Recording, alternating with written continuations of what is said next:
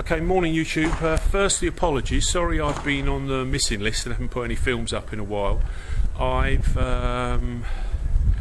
got a little bit of news I think I'll share with you. I've been approached by a TV production company to make a UK Preppers type series, so something like Doomsday Preppers, but maybe a UK variant, and had a 3-hour screen test, and making 10-minute videos is pretty taxing, but standing in front of a camera for 3 hours and trying to be interested and entertaining is a pretty tough gig. It did surprise the life out of me, but I'll keep you in the loop, and maybe something will come of that, maybe it won't. Compare myself more to Bear Grylls. The production people said, so what do you do, what's your thing, and I sort of describe myself as Bear Grylls' dad, which and by that I meant that I'm older, fatter and slower, but just as crazy. So that's the background news. I laid my hands on a 9x9 British Army Command Post 10. It's a great bit of kit, quite sought after. The canvas is treated and heavy duty, waterproof and rot resistant. These things are built to last forever. If you were to buy a new one, it would cost you £600, about $900. I've been missing the frame for some considerable time, and I knew kind of it would come along at some point, and it has. The thing about the frame is that in truth it's not a complete frame straight out the box. What I've come across is the components from which I could manufacture a frame, and they came along at the right money. I paid about £80 for all of the joints and poles so I can manufacture one. So what I'm going to do today is put it together, put it up, hopefully attach it to the Land Rover, and you can see if it's of worth, but what the idea is that it's a kind of medium to long term retreat. I think if you thought about it as a yurt or something like that, it would probably be the military equivalent of that, so you could, much like Dave Canterbury and others, you could pretty much live in one of these, I think, in the field open-endedly. It's not.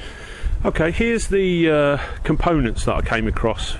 Very simply, these are assorted aluminium joints, and some are in good nick, some aren't. There were a few that were bent and twisted, but the frame of the tent is made up of these aluminium poles. Now what I did is I managed to come across about 40 of these poles, I think, 14 of which I've used to make the frame. Okay YouTube, so that's the kit. You've got the canvas tent, you've got the sets of poles, and the bag of joints, pegs, hammer, etc.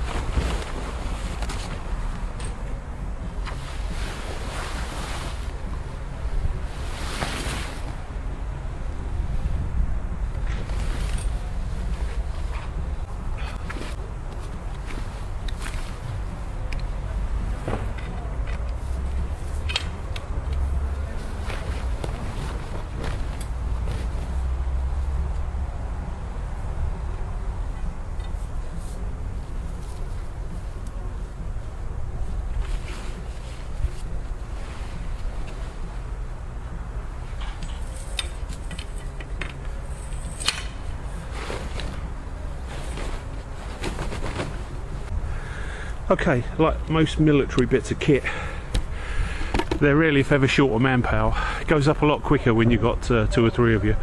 I've put it up on my own, it's been really straightforward. Let's get it pegged down, a few guys, show you the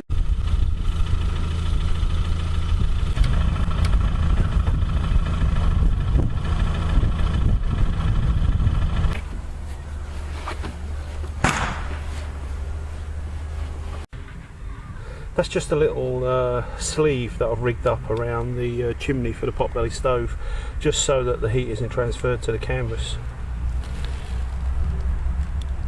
Okay, this is the setup of the 9x9 then, on the back of the Land Rover. Like I say, it was primarily designed to go on the back of a Defender. Potbelly stove in the corner. The chimney is fitted with a sleeve so the heat doesn't transfer to the canvas, and a little bit of wood drying out by the fire. Once you shut the doors, it'll warm up pretty quick. I've got 12 volt electric from the vehicle, you know, so here's my 12 volt. It's an inspection lamp, but it's 12 volt and it just plugs into the back door, and that will give me 12 volt lighting of a night. And obviously I've got my LED and this nice little working space on the back of the truck. You know, I could put my dual fuel peak cooker on there with perhaps the kitchen at the back, and this would be me set up for a medium to long term bug out. But that's it, YouTube. As always, any comments, love to hear them. Back soon.